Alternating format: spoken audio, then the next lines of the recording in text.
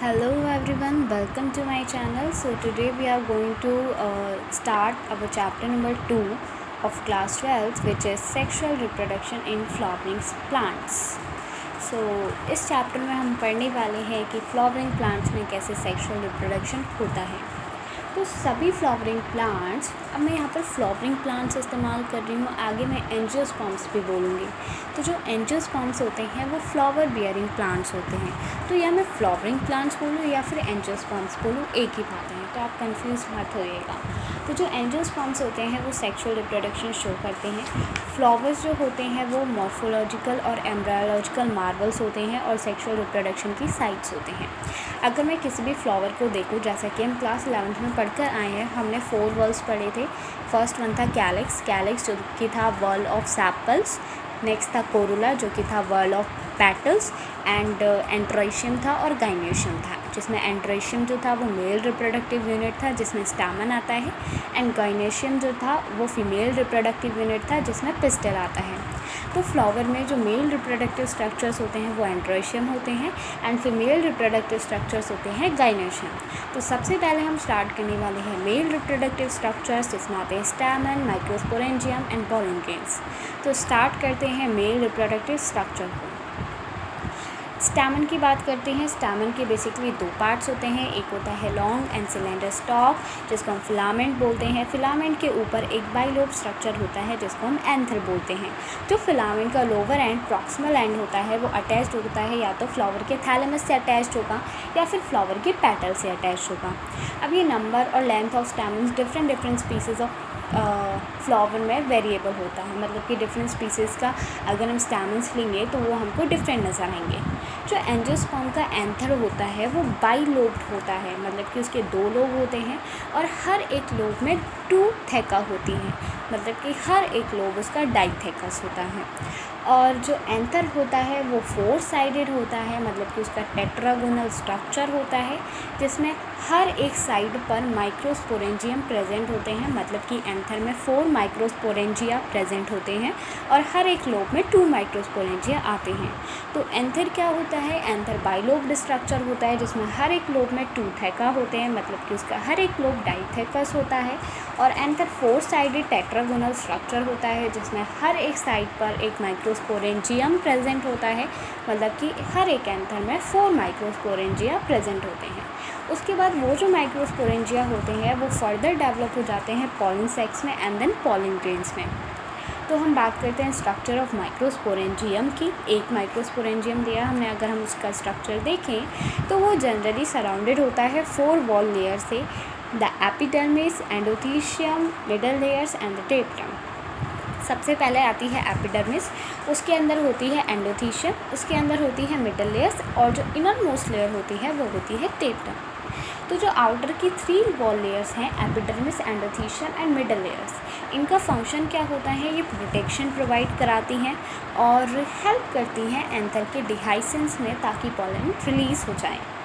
और जो inner most wall layer होती है टेप्टम की, ये pollen grain, developing pollen grains को नरिशमेंट प्रोवाइड कराती है। जो सेल्स होते हैं टेप्टम के, उनमें डेंस साइटोप्लाज्म होता है और वो जनरली मल्टी न्यूक्लिएटेड होते हैं।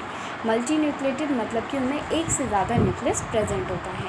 अब जो माइक्रोस्पोरेंजियम होते हैं उसके सेंटर पे स्पोरोजीनस टिश्यू होता है। स्पोरोजीनस टिश्यू जो कि ग्रुप होता है कम्पैक्टली अरेंज होमोजीनस सेल्स का। माइक्रोस्पोरोजेनेसिस में क्या होता है? वो जो स्पोरोजीनस टिश्यू होता है वो मियोटिक डिवीज़न में जाके 4 माइक्रोस्पोर टेट्राड्स बनाते हैं। इसको ज़रा हम डिटेल में पढ़ते हैं कि क्या हो रहा है। तो जो हर एक सेल होता है स्पोरोजीनस टिश्यू का, अब टिश्यू है, टिश्यू तो सेल से ही मिलकर बने होते हैं, तो जो हर एक सेल होता है स्पोरोजीनस टिश्यू का वो माइक्रोस्पोर टेट्राड बनाता है मियोसिस प्रोसेस द्वारा। तो हर एक सेल जो हुआ स्पोरोजीनस टिश्यू का, उसको हम पॉलन मदर सेल कहते हैं।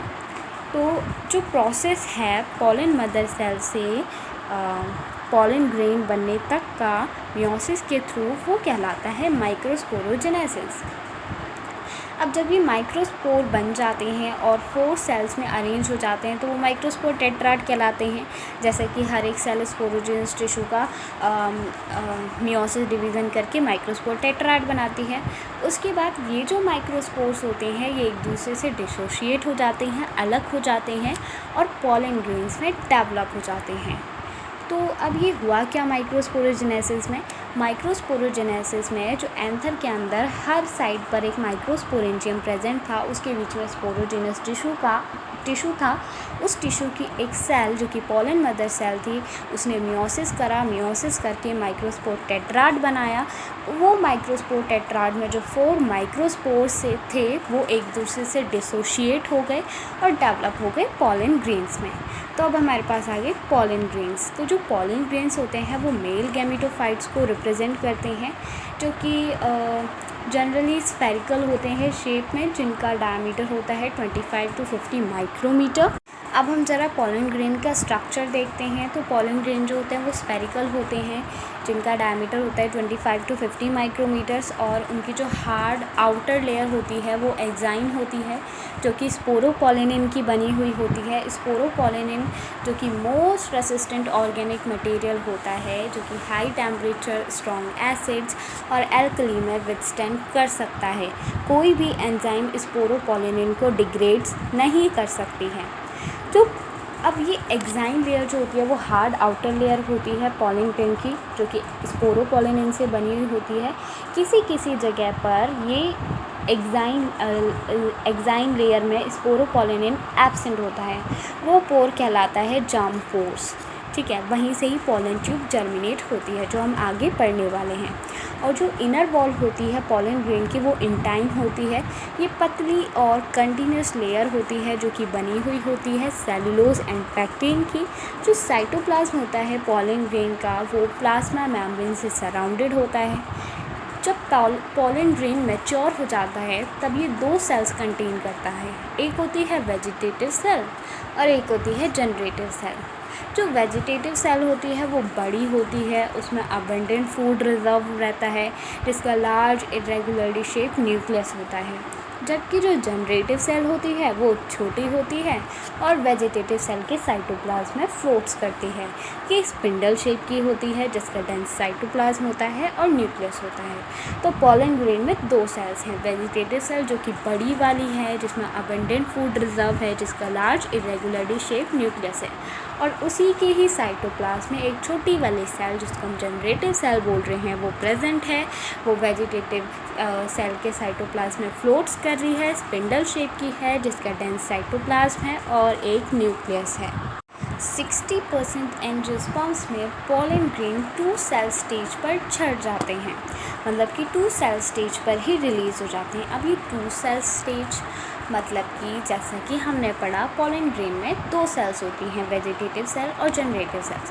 तो 60% एंजियोस्पर्म में क्या हो रहा है, वो पॉलन ग्रेन जो कि 2 सेल कंटेन कर रहा है, vegetative cell and generative cell release हो जा रहा है। जबकि जो बाकी बची हुई 40% स्पीसीज़ हैं एंजियोस्पर्म्स की, उसमें क्या हो रहा है, वो पॉलन ग्रेन के अंदर जो 2 सेल्स प्रेजेंट हैं, वेजिटेटिव सेल और जनरेटिव सेल, उनमें से जो जनरेटिव सेल है वो माइटोटिकली डिवाइड करके 2 मेल गैमेट्स बना लेगी पॉलन ग्रेन्स के रिलीज़ होने से पहले ही। तो वहाँ पर आ जाएगी 3 सेल स्टेज, मतलब कि पॉलन ग्रेन अभी डेवलप ही हो रहा है, रिलीज़ नहीं हुआ है। तभी क्या हुआ, vegetative cell and generative cell थी पॉलन ग्रेन के अंदर, जिसमें से जनरेटिव सेल ने माइटोटिकली डिवीज़न करके 2 मेल गैमेट्स बना लिए। तो वहाँ पर जो 3 सेल स्टेज बन गई पॉलन ग्रेन की, तो 40% एंजियोस्पर्म्स में उस 3 सेल स्टेज हो जाने के बाद पॉलन ग्रेन रिलीज़ होगा। अब कई सारे स्पीसीज़ के जो पॉलन ग्रेन्स होते हैं उनसे एलर्जीज़ भी होती है, ब्रोंकियल एफ्लिक्शंस भी होते हैं, जैसे कि अस्थमा, ब्रोंकाइटिस एक्सेट्रा। जो पार्थेनियम और कैरेट ग्रास है उससे भी पॉलन एनर्जी होती है, पॉलन एलर्जी, जो कि पार्थेनियम और कैरेट ग्रास इंडिया में आई थी एज अ कॉन्टामिनेंट। पॉलन ग्रेन जो होते हैं वो न्यूट्रिएंट्स में रिच होते हैं, और मतलब कि न्यूट्रिएंट्स होता है उनमें काफ़ी ज़्यादा। हम पॉलन टैबलेट्स का भी इस्तेमाल करते हैं as a food supplements. Pollen products भी आते हैं मार्केट्स में, अवेलेबल हैं टैबलेट्स के फॉर्म में, सिरप्स के फॉर्म में। पॉलन जो होते हैं उनका इस्तेमाल किया जाता है एथलीट्स और रेस हॉर्सेस की परफॉर्मेंस को इंक्रीज़ करने के लिए। अब जब पॉलन ग्रेन रिलीज़ होता है एंथर से और स्टिग्मा पर लैंड करता है फीमेल पार्ट के, फ्लावर के फीमेल रिप्रोडक्टिव पार्ट के, तब वो जर्मिनेट हो जाता है। बट पॉलन ग्रेन का भी एक वायबल पीरियड होता है, उसी वायबल पीरियड में उसे स्टिग्मा पर लैंड करना पड़ता है, तभी वो जर्मिनेट होगा। अगर वो अपनी वायबिलिटी लूज़ कर देता है और उसके बाद स्टिग्मा पर पहुंचता है, तब वो जर्मिनेट नहीं होगा। तो वो पीरियड जहाँ पर पॉलन, जब तक पॉलन वायबल रहता है, वो पीरियड उसका वायबिलिटी पीरियड कहलाता है। अब ये हाईली वेरिएबल होता है डिफरेंट स्पीसीज़ में, ये डिपेंड करता है कि टेम्परेचर एंड ह्यूमिडिटी पर। कुछ सीरियल्स जैसे कि राइस और वीट हो गए, उस पर पॉलन ग्रेन अपनी वायबिलिटी खो देता है 30 मिनट्स में, मतलब कि 30 मिनट्स का वायबल पीरियड होता है कुछ सीरियल्स में, जैसे कि राइस एंड वीट हो गया। जबकि कुछ मेंबर्स हो गए फैमिली के, जैसे कि Rosaceae family, Leguminosae family and Solanaceae family, वो अपनी वायबिलिटी मेंटेन करके रखते हैं। उनके पॉलन ग्रेन्स काफ़ी महीनों तक वायबिलिटी मेंटेन रहती है। अब हम पॉलन ग्रेन को स्टोर करके भी रख सकते हैं। हम पॉलन ग्रेन को स्टोर करते हैं लिक्विड नाइट्रोजन में 196 डिग्री सेल्सियस टेम्परेचर पर सालों तक, ताकि वो अपनी वायबिलिटी लूज़ ना कर सके। इसलिए हम उसको लिक्विड नाइट्रोजन में रख रहे हैं -196 डिग्री सेल्सियस टेम्परेचर पर। इन स्टोर्ड पॉलन्स का हम इस्तेमाल कर सकते हैं पॉलन बैंक्स में, सीड बैंक्स में और क्रॉप ब्रीडिंग प्रोग्राम्स में। तो यहाँ पर, और इस तरीके की प्रिजर्वेशन को हम कहते हैं क्रायो प्रिजर्वेशन। तो यहाँ पर ख़त्म होता है हमारा मेल रिप्रोडक्टिव यूनिट। अब हम स्टार्ट करने वाले हैं female reproductive unit. So female reproductive system में हम बात करने वाले हैं पिस्टल के बारे में, मेगास्पोरेंजियम जिसको हम ओव्यूल भी बोलते हैं, और एम्ब्रियोसेक के बारे में। तो जो गाइनोशियम पार्ट होता है फ्लावर का, वो रिप्रेजेंट करता है फीमेल रिप्रोडक्टिव पार्ट को, जिसमें पिस्टल आता है। अगर गाइनोशियम सिंगल पिस्टल कंसिस्ट करता है तो वो मोनोकार्पेलरी कहलाता है। अगर एक से ज़्यादा पिस्टल प्रेजेंट होती हैं तब वो मल्टीकार्पेलरी कहलाता है। अगर एक से ज़्यादा पिस्टल प्रेजेंट है और वो एक दूसरे से फ्यूज्ड हैं तो वो सिचुएशन कहलाती है सिनकार्पस। अगर वो फ्री हैं तो एपोकार्पस। हर एक पिस्टल के 3 पार्ट्स होते हैं, स्टिग्मा, स्टाइल एंड ओव्यूल। जो स्टिग्मा होता है वो पॉलन ग्रेन्स के लिए एज अ लैंडिंग प्लेटफॉर्म सर्व करता है। जो स्टाइल होता है वो इलोंगेटेड स्लेंडर पार्ट होता है जो कि स्टिग्मा के नीचे प्रेजेंट होता है, और स्टाइल के भी नीचे एक बेसल बल्स पार्ट होता है पिस्टल का, जिसको हम ओवरी बोलते हैं। और ओवरी के अंदर ओवेरियन कैविटी होती है जिसको हम लॉक्यूल बोलते हैं, और ओवेरियन कैविटी के अंदर होता है प्लेसेंटा, और प्लेसेंटा से जुड़ा हुआ होता है मेगास्पोरेंजिया जिसको हम ओव्यूल्स भी बोलते हैं। अब हर किसी फ्लावर की ओवरी में एक ओव्यूल होता है, किसी की में 2 होते हैं। तो नंबर ऑफ़ ओव्यूल्स डिफरेंट होते हैं डिफरेंट फ्लावर्स की ओवरी में। जैसे कि पैडी और मैंगो और वीट में 1 ओव्यूल प्रेजेंट होते हैं उनकी ओवरी में, और पपाया, वाटरमेलन और ऑर्किड्स में ज़्यादा ओव्यूल्स प्रेजेंट होते हैं। ठीक है। अब ये जो ओव्यूल अगर हम देखें तो ओव्यूल जो होता है वो एक स्मॉल स्ट्रक्चर होता है जो कि प्लेसेंटा से अटैच्ड होता है फ्यूनिकल द्वारा। ये जो बॉडी होती है ओव्यूल की, ये फ्यूनिकल से फ्यूज़ होती है हाइलम रीजन में। सो हाइलम रिप्रेजेंट करता है ओव्यूल और फ्यूनिकल के जंक्शन को, ओव्यूल और फ्यूनिकल के बीच के जंक्शन को। अब ये जो ओव्यूल होता है ये कवर्ड होता है 2 प्रोटेक्टिव एनवेलॉप से, जिनको हम इंटेग्यूमेंट्स बोलते हैं। इंटेग्यूमेंट्स जो होते हैं वो न्यूसेलस, ओव्यूल के अंदर इंटेग्यूमेंट्स जो कवर करती हैं एक मास ऑफ सेल्स को, जिसको हम न्यूसेलस बोलते हैं, जो कि ओव्यूल के अंदर प्रेजेंट होता है। सो इंटेग्यूमेंट्स कवर करती हैं न्यूसेलस को, सिर्फ टिप पार्ट को छोड़ देती हैं, जहाँ पर एक स्मॉल ओपनिंग होती है जिसको हम माइक्रोपाइल एंड कहते हैं, माइक्रोपाइलर एंड।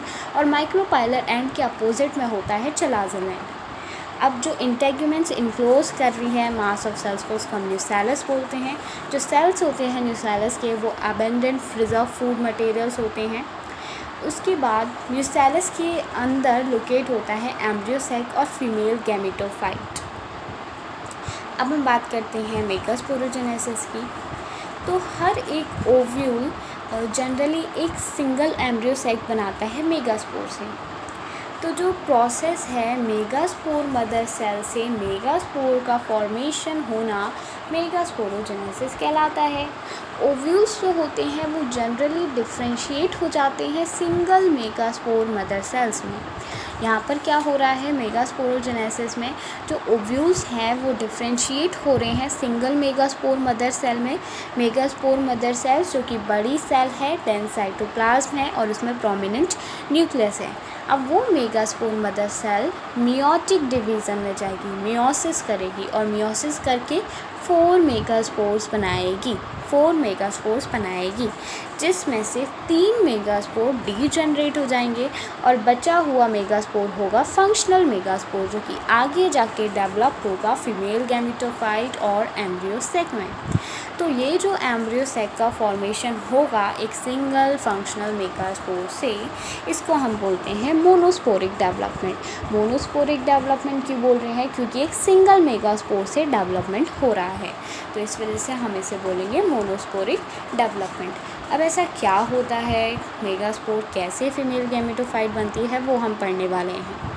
तो जो मेगास्पोर होती है, मेगास्पोर मदर सेल वो उसने मियोटिक डिवीज़न करा और 4 मेगास्पोर्स बनाए जिसमें से 3 डीजनरेट हो गए और बचा हुआ एक था हमारा फंक्शनल मेगास्पोर।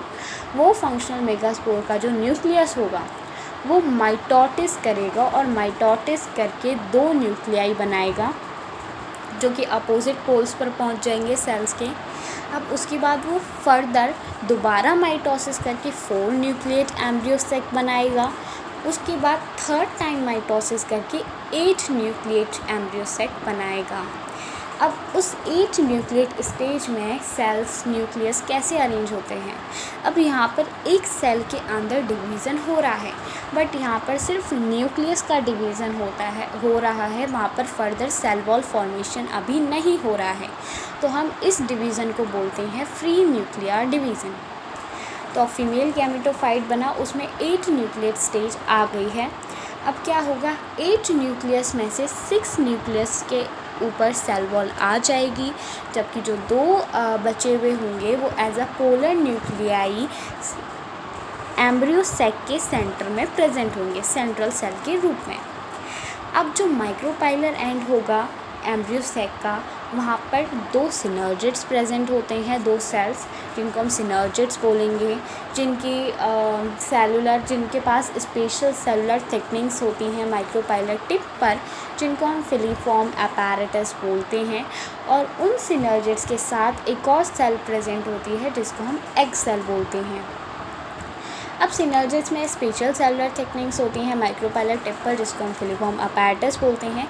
ये एक इम्पॉर्टेंट रोल प्ले करती हैं पॉलन ट्यूब्स को गाइड करने में। सिनर्जिड में 3 सेल्स चलाजल एंड पर प्रेजेंट होते हैं जिनको हम एंटीपोडल्स बोलते हैं, और जो बीच में होते हैं वो पोलर न्यूक्लियाई प्रेजेंट होते हैं जो कि सेंट्रल सेल बनाते हैं।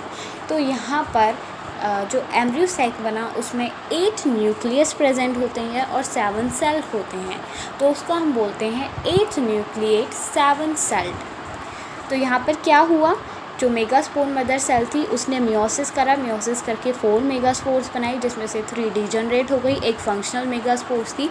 उस फंक्शनल मेगास्पोर से एम्ब्रियो सैक बना, उस डेवलपमेंट को हमने मोनोस्पोरिक डेवलपमेंट कहा। अब उस फंक्शनल मेगास्पोर ने 3 बार माइटोसिस करा, एक बार माइटोसिस करके 2 न्यूक्लिएट एम्ब्रियो सैक बनाया, दूसरी बार माइटोसिस करके 4 न्यूक्लिएट एम्ब्रियो सैक बनाया, तीसरी बार माइटोसिस करके उसने 8 न्यूक्लिएट एम्ब्रियो सैक बनाया। अब उसमें 8 न्यूक्लियस हो गए, 8 न्यूक्लियस में 3 न्यूक्लियस ऊपर एंड पर, 3 न्यूक्लियस नीचे वाले एंड पर और 2 न्यूक्लियस बीच में प्रेजेंट हो गए। अब उन 8 न्यूक्लियस में से जो 6 न्यूक्लियस थे उनमें सेल वॉल आ गई, मतलब कि 6 सेल स्टेज आ गई, और बीच में जो 2 बचे थे 2 न्यूक्लियाई वो पोलर न्यूक्लियाई कहलाए। पोलर न्यूक्लियाई मिलकर कहलाएंगे सेंट्रल सेल। ठीक है। अब जो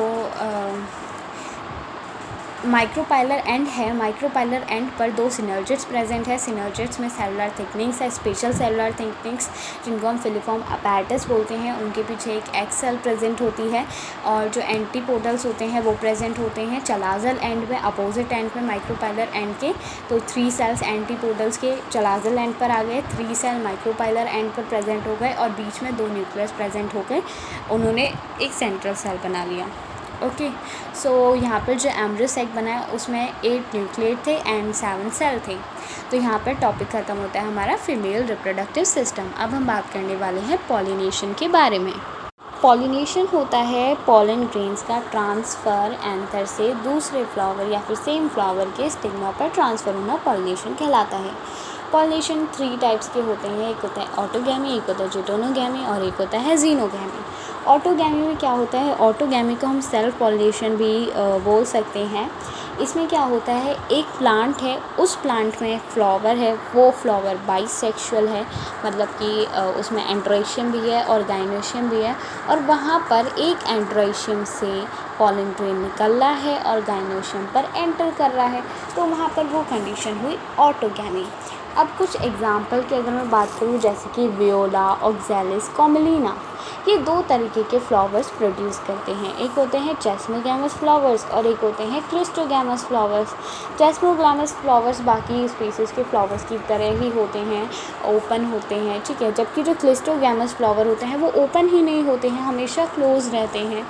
तो वो जो क्लोज़ रहते हैं उसमें एंथर और स्टिग्मा जो होते हैं वो एक दूसरे के पास होते हैं, तो वहाँ पर सिर्फ सेल्फ पॉलिनेशन ही हो पाता है, वहाँ पर क्रॉस पॉलिनेशन पॉसिबल नहीं हो पाता है।